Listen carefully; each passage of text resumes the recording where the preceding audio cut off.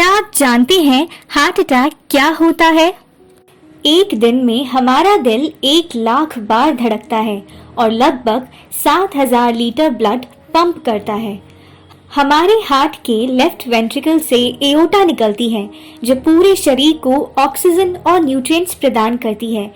इसी एओर्टा में से एक छोटी ब्लड वेसल कोरोनरी आर्टरी निकलती है। हार्ट की मसल्स को ब्लड सप्लाई करने का काम यही कोरोनरी आर्टरी करती है। कई बार इस आर्टरी में फैटी डिपॉजिट इकट्ठा होने लगता है और हार्ट की मसल्स के पास ब्लड सप्लाई होने में कमी आने लगती है। इस नैरो आर्टरी में रक्त के जमने के चांसेस बहुत हाई होते हैं। कभी कभी आर्टरी की वॉल पर क्रैक्स होने लगते हैं और इन क्रैक्स को ठीक करने के लिए कोएगुलेशन प्रोसेस होता है और इस प्रक्रिया में क्लॉट बन जाता है जो पूरी तरह से आर्टरी को ब्लॉक कर देता है और हृदय की उन कोशिकाओं तक जिन्हें ये आर्टरी ब्लड सप्लाई कर रही थी ब्लड नहीं पहुंच पाता और ऑक्सीजन और न्यूट्रिएंट्स की ना पहुंचने की वजह से ये कोशिकाएं मरने लगती हैं। 6 घंटे के भीतर ये मसल्स पूरी तरह डेड हो जाती हैं। इससे कम समय तक ब्लॉकेज रहने पर भी हार्ट टिश्यूज की डेथ हो सकती है। ये डेड मसल्स अब स्कार टिश्यू में बदल जाते हैं जो कॉन्ट्रैक्ट नहीं हो पाते।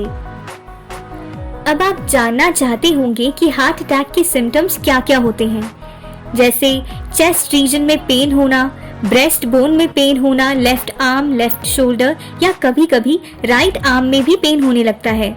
ये पेन आगे से पीछे की तरफ रेडिएट करता है, लेकिन कभी-कभी कुछ महिलाओं और बूढ़े लोगों में इस पेन का कोई सिम्टम नहीं होता और इसकी जगह पेट का दर्द होता है। इन सब कारणों से हार्ट अटैक को आइडेंटिफाई करने में देरी हो जाती है जो घातक साबित हो सकती है। इसी के साथ पेशेंट को स्वेटिंग, जोर-जोर से पसीना भी आता है। हार्ट अटैक का ट्रीटमेंट क्या है? इसमें डॉक्टर सबसे पहले पेशेंट को ऑक्सीजन देता है या क्लॉट बस्टिंग एस्पिरिन भी दी जाती है। नाइट्रोग्लिसरीन एंजाइना का दर्द होने पर रिलीफ देता है, लेकिन हार्ट अटैक में इसे लेने से कोई ज्यादा लाभ नहीं होता। अब जानते हैं कि एंजियोप्लास्टी क्या होता है। कुछ केसेस में नैरोड कोरोनरी आर्टरी को एंजियोप्लास्टी से वाइड किया जाता है। कैथेटर को फीमर आर्टरी से ब्लॉक्ड कोरोनरी आर्टरी तक ले जाया जाता है। वहां पर एक बलून को इन्फ्लेट किया जाता है जो आर्टरी को चौड़ा कर देती है। इस बलून के अराउंड एक वायर मैश होता है जो एक्सपैंड करता है और आर्टरी की वॉल्स पे प्रेशर डालकर इसे चौड़ा करता है। इस बलून को बाद में डिफ्लेट कर बाहर निकाल लिया जाता है।